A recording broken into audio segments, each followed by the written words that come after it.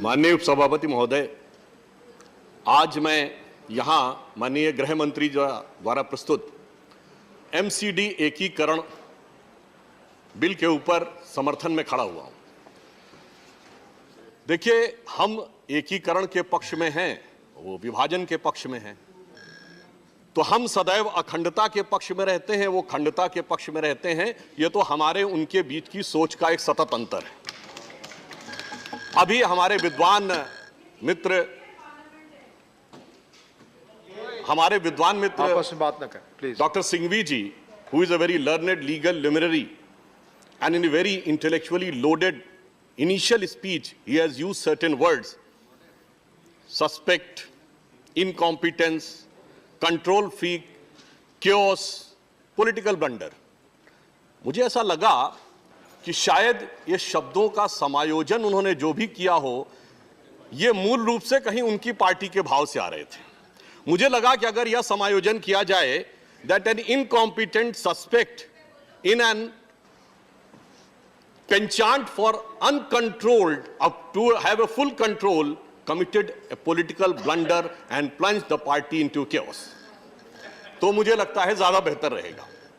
अब यहां मैं एक बिंदु और ध्यान दिलाना चाहता हूं उपसभापति महोदय, आज 5 अप्रैल है। आज के दिन का एक महत्व है। आज से 11 साल पहले यही 4 और 5 अप्रैल के समय अन्ना आंदोलन शुरू हुआ था। दिल्ली की राजनीति में उसका बड़ा महत्वपूर्ण महत्व था, क्योंकि हमारे जो 2 प्रमुख विपक्षी दल हैं, एक के लिए जो कांग्रेस पार्टी थी, उनके लिए वो खलनायक थे जिन्हें जेल में भेजा जा सकता था। दूसरी पार्टी जो आज दिल्ली में सत्ता में है, उनके लिए वो गुरु थे, प्रेरणा के स्रोत थे, पितृ पुरुष थे, पर उन्हें बरगलाया जा सकता था, क्योंकि ये उन्होंने कहा कि उन्हें बरगलाया जा सकता था। तो मैं ये कहना चाहता हूं कि दोनों ने ही गुरु माना। आपकी पार्टी में एक थे जो बहुत गुरु गुरु कहते थे, उन्होंने आपको निपटा दिया, और इधर जो गुरु के चेले थे, उन्होंने गुरु को निपटा दिया। एक हिंदी में कहावत है,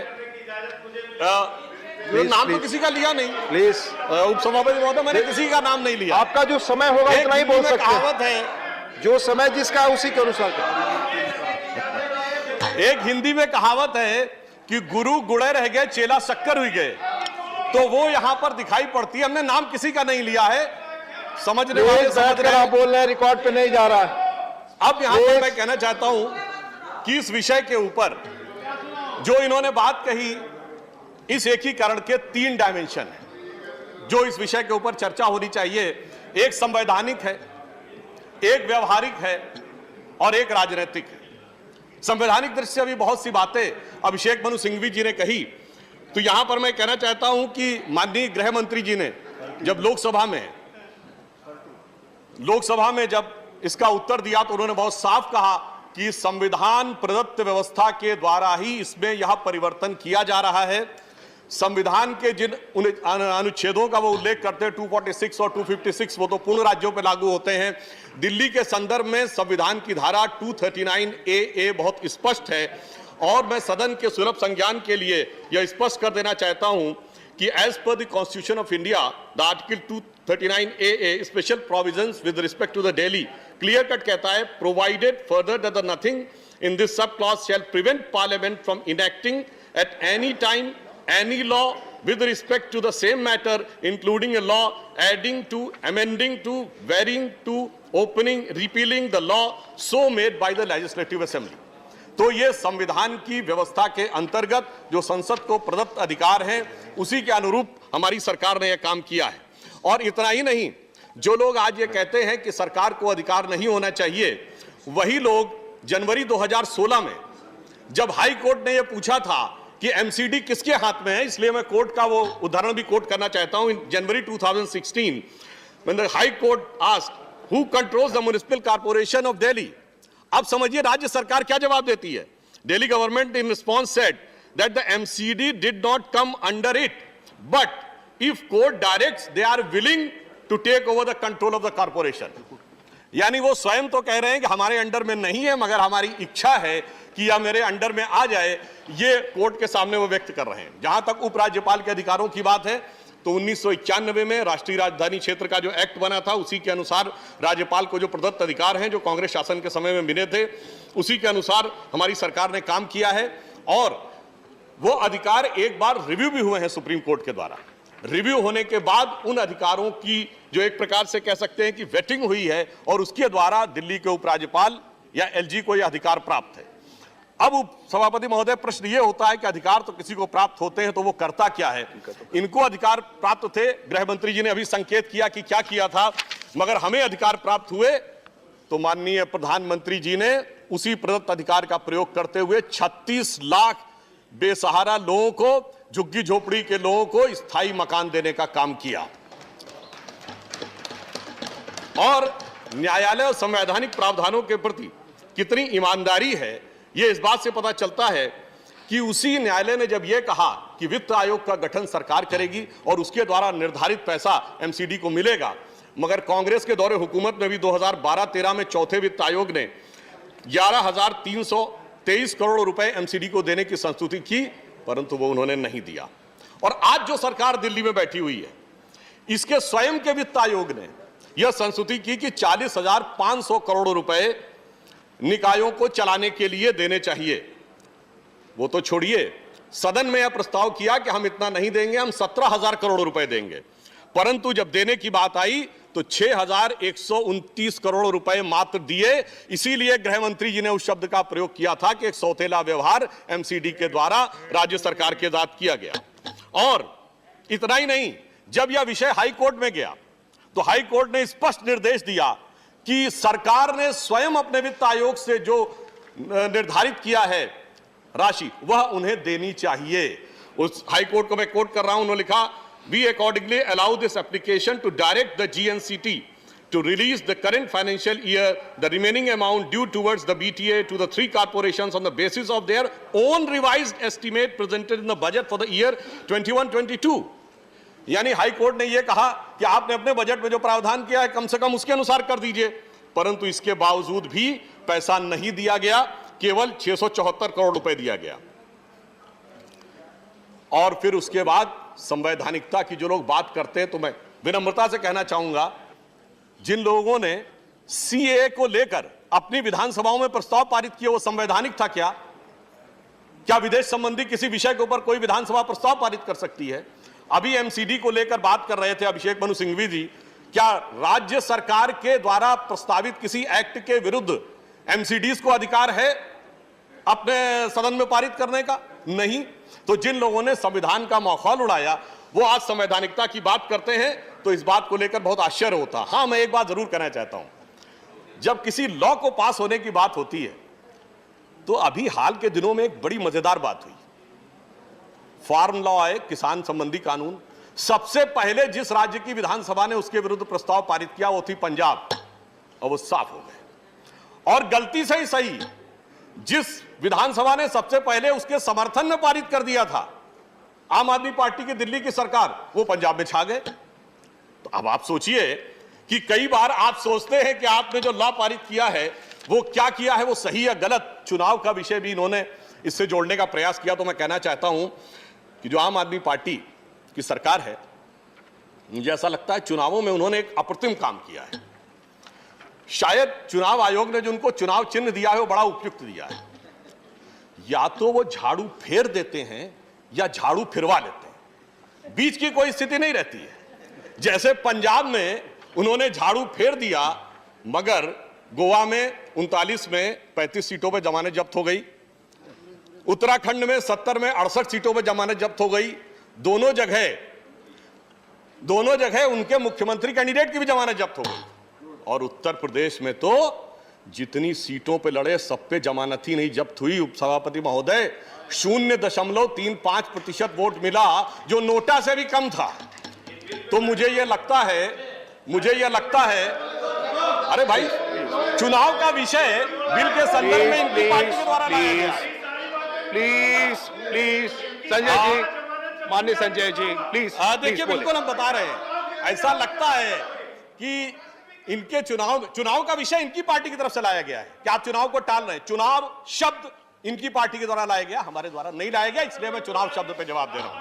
क्योंकि हकीकत क्या है कि लगता है उत्तर प्रदेश में सपा बसपा पर तो बुलडोजर चला, इन पे तो वैक्यूम क्लीनर चल गया, एकदम पता नहीं कहां कहां पे जो रह गए थे वो भी निकल के बाहर आ गया। अब मैं ये कहना चाहता हूं कि जब हमने एकीकरण का यह प्रयास किया है तो क्यों किया। आज भारत दुनिया की एक उभरती हुई वैश्विक महाशक्ति है। हमारी राष्ट्रीय राजधानी में हम शायद कोई और उदाहरण हमारे विद्वान सदस्य बताएं, क्या दुनिया में कोई दूसरा देश है जिसकी राष्ट्रीय राजधानी में कोई एक मेयर नहीं है? हमारे यहां 3 मेयर। कभी अगर आवश्यकता पड़े तो दिल्ली का रिप्रेजेंटेशन अंतर्राष्ट्रीय स्तर पर कैसे होगा? मैं कांग्रेस के लोगों को याद दिलाना चाहता हूं कि 2007 का वर्ष था, यूनाइटेड नेशंस में दिल्ली के मेयर के रूप में प्रतिनिधित्व करने के लिए गए, तब हमारी पार्टी की मेयर थी। प्रणब मुखर्जी जी भी वहां उपस्थित थे, चिदम्बरम जी वहां उपस्थित थे, बान की मून जो कि संयुक्त राष्ट्र संघ के सेक्रेटरी जनरल थे वो भी वहां उपस्थित थे और दिल्ली ने अपना प्रेजेंटेशन किया। आज आपने ऐसी स्थिति बना दी कि अगर दिल्ली का अंतर्राष्ट्रीय स्तर पर कभी प्रतिनिधित्व करना हो तो वो संभव ही नहीं था।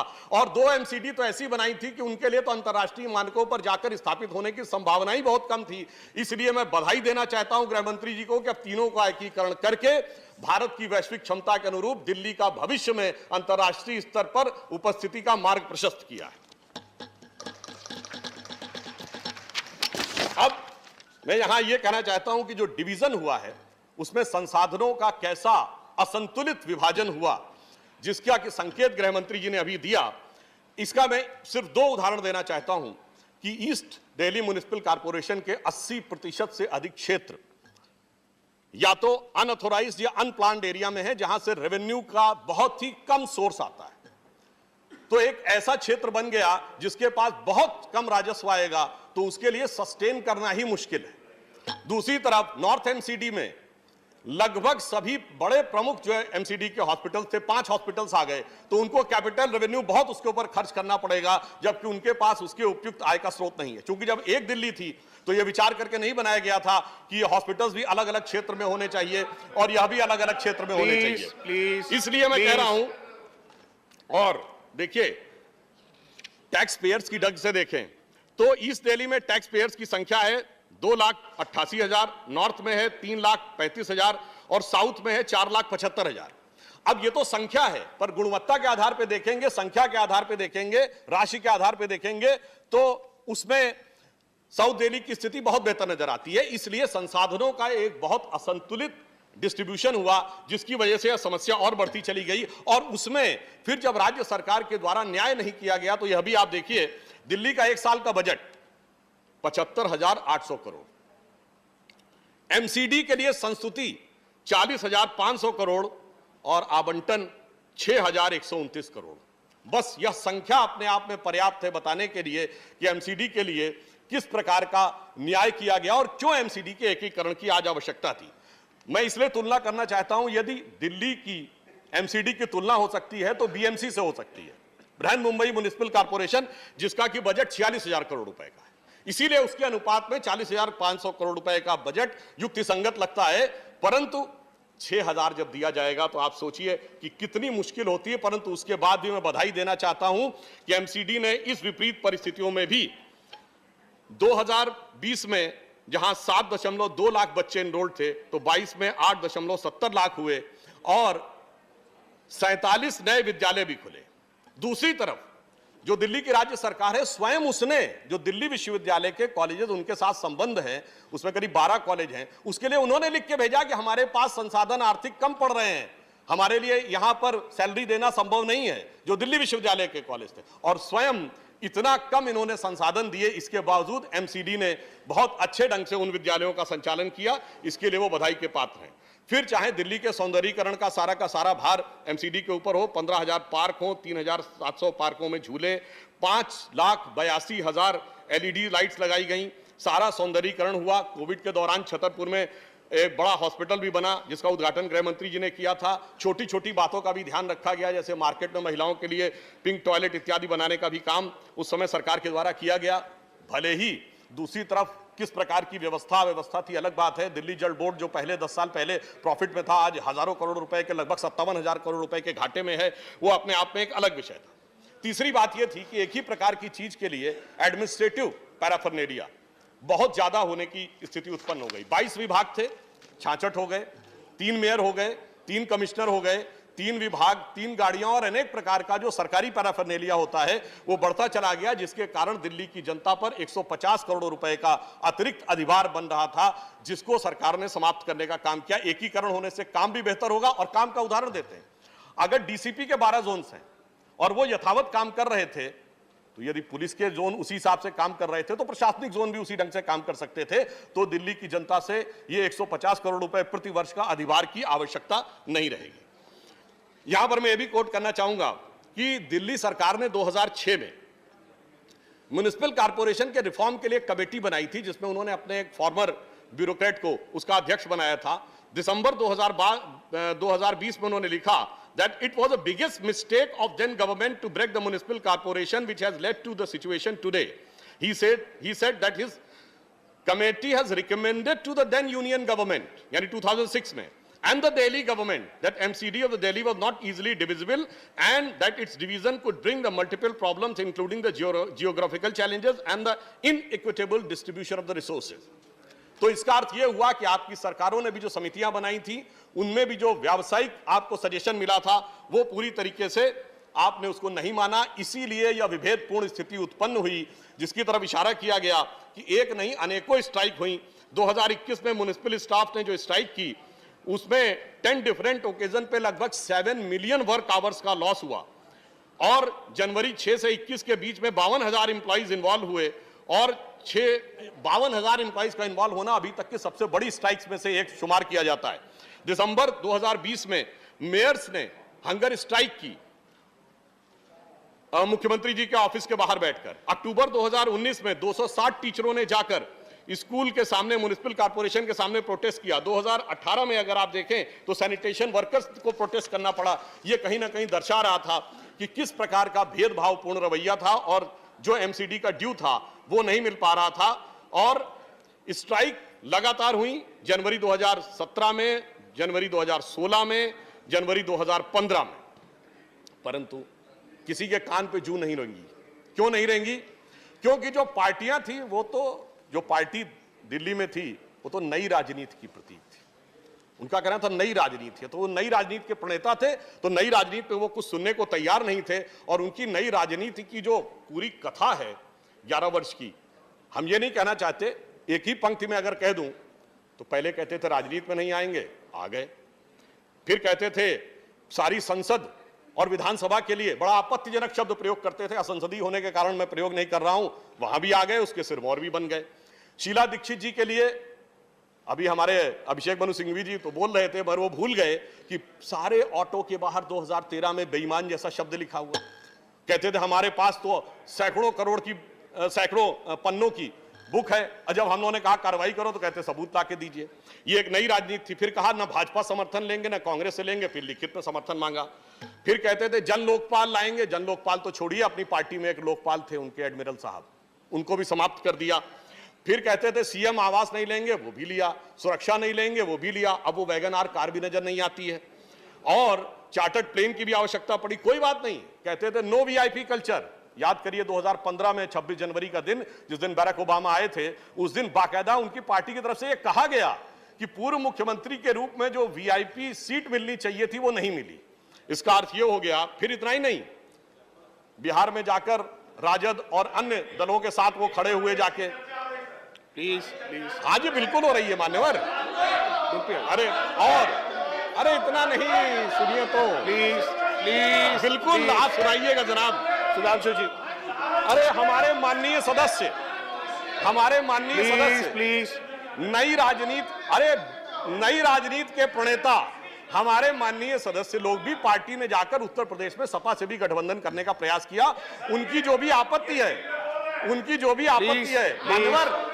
मान्यवर honourable member address the chair को एड्रेस करें। माननीय सुधांशु जी एड्रेस को चेयर करें, चेयर को एड्रेस करें। माननीय सभापति महोदय, ये मैं सिर्फ ये बताना चाहता हूं कि जो लोग कहते थे कि हम नई राजनीति लाएंगे, वो आकर कैसे कैसे कैसे कैसे रूप बदलते हुए कहां तक पहुंच गए।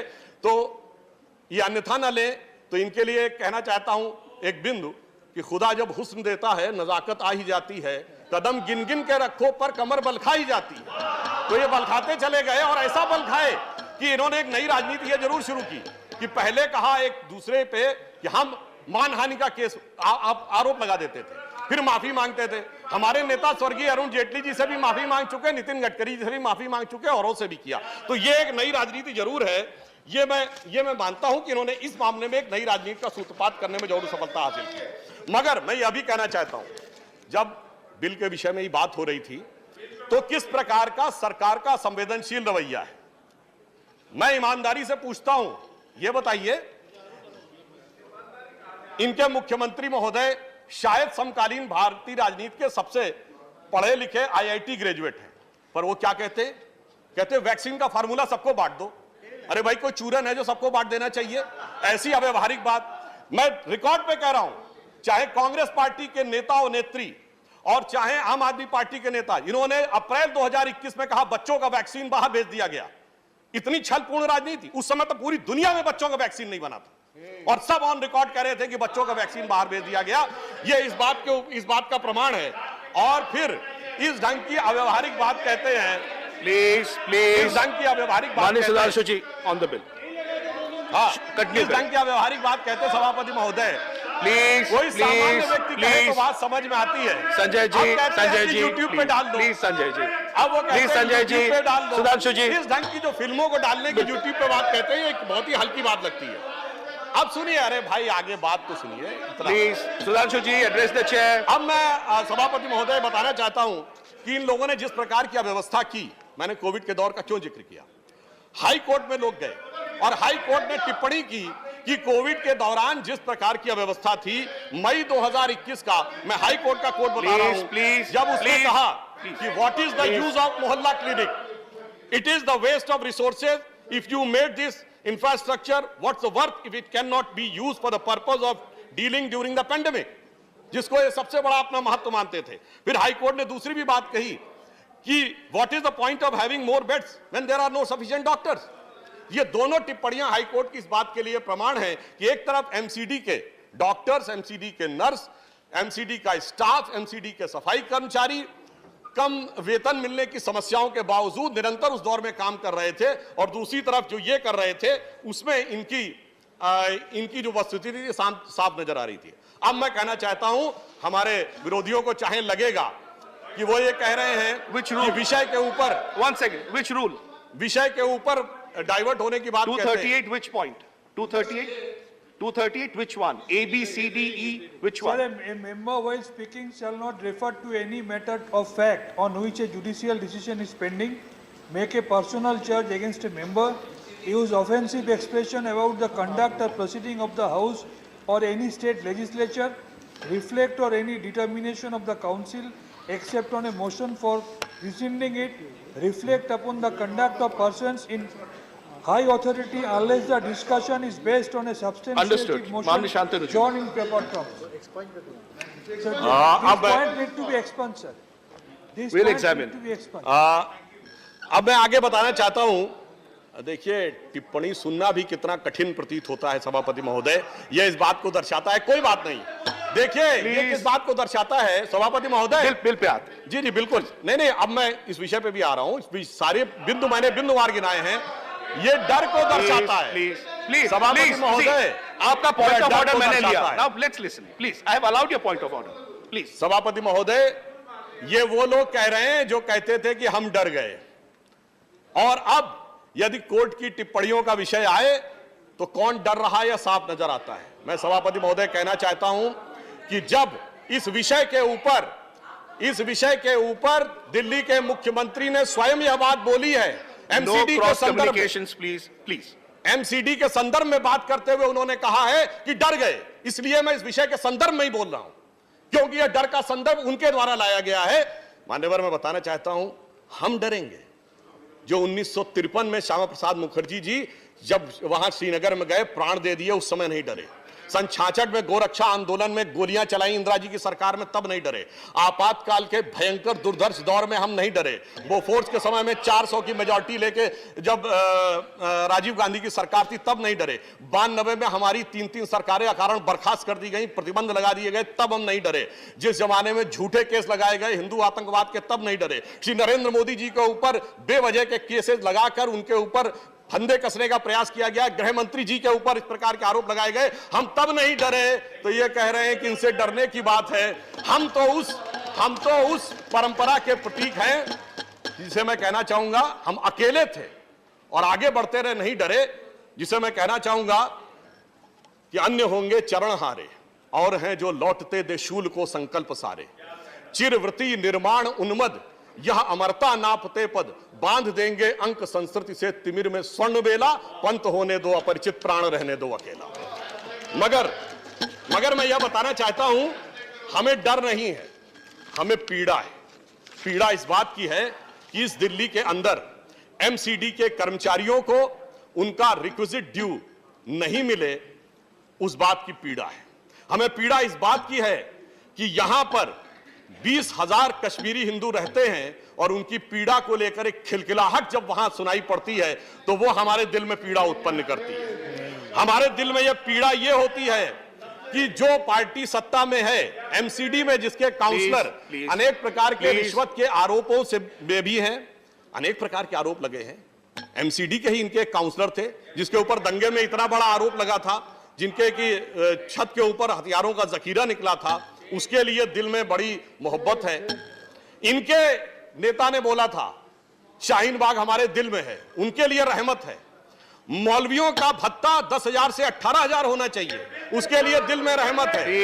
इन्होंने कहा सहायकों का 10,000 होना चाहिए, उसके लिए रहमत है। मगर एमसीडी के लोगों को सैलरी देने के लिए दिल में हिफाजत है। You're a senior member. Sudhanshu ji conclude करें, आपका समय समाप्त होने जा रहा है। सभापति महोदय, मैं बिल्कुल साफ कह रहा हूं, उन सब के लिए दिल में रहमत है। और एमसीडी के सफाई कर्मचारी, डॉक्टर, नर्स, शिक्षक, उनकी तनख्वाह देने के लिए आपके दिल में रहमत नहीं है, उनके लिए वो आप पैसा नहीं दे पा रहे हैं। अब मैं आपको अंत में मैं ये कहना चाहता हूं, हकीकत में जानते हैं भय क्या है? ठीक है, किसी को थोड़ा विषयांतर लग सकता है, परंतु ये दिल्ली अब बदल रही है और दिल्ली बदल रही है तो बदलने वालों को शायद वो बदलना स्वीकार नहीं हो रहा है। मैं यहां पर यदि पूछूं, इस दिल्ली में अंतिम भारतीय राजा पृथ्वीराज चौहान हुए थे। शायद हम में से भी बहुत कम लोगों को पूछा जाए पृथ्वीराज चौहान जी के पिता का नाम क्या था, शायद उंगलियों पर गिनने लायक लोगों को पता होगा। वैसे जो बिल प्रोड्यूस किया है तो माननीय गृह मंत्री जी को तो इसकी अच्छी जानकारी मुझे व्यक्तिगत चर्चा से भी पता है। मगर इसी दिल्ली में बैठकर हम में से किसी से पूछा जाए, चाहे वो दक्षिण भारत का क्यों ना हो, कि औरंगजेब के पिता का क्या नाम था, तो पूरी की पूरी वंशावली पता होती। दिल्ली की यह सोच अब बदल रही है।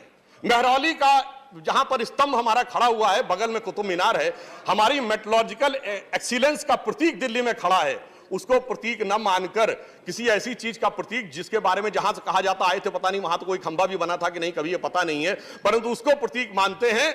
यह भय है कि अब दिल्ली अपने वास्तविक स्वरूप में उभर कर सामने ना आने पाए। दिल्ली भारत का केंद्र है और भारत की चेतना का वह स्वरूप उभर कर ना सामने आने पाए, वह भय है।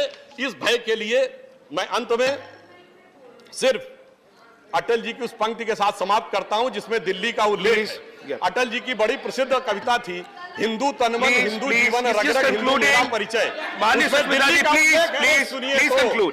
मैं बता रहा हूं, आपका भय उसमें सामने आ जाएगा। उस पंक्ति उनकी मैं 4 पंक्तियां कहकर अपना विषय समाप्त करता हूं। मैं तेज पुंज तमलीन जगत में फैलाया मैंने प्रकाश, जगती का करके सर्वनाश कब चाहा कर लूं निज विकास। शरणागत की रक्षा की है मैंने अपना जीवन देकर। आपने शरणागतों के खिलाफ प्रस्ताव पारित किया था सीए में। शरणागत की रक्षा की है मैंने अपना जीवन देकर। विश्वास नहीं यदि आता तो यह साक्षी है इतिहास अमर।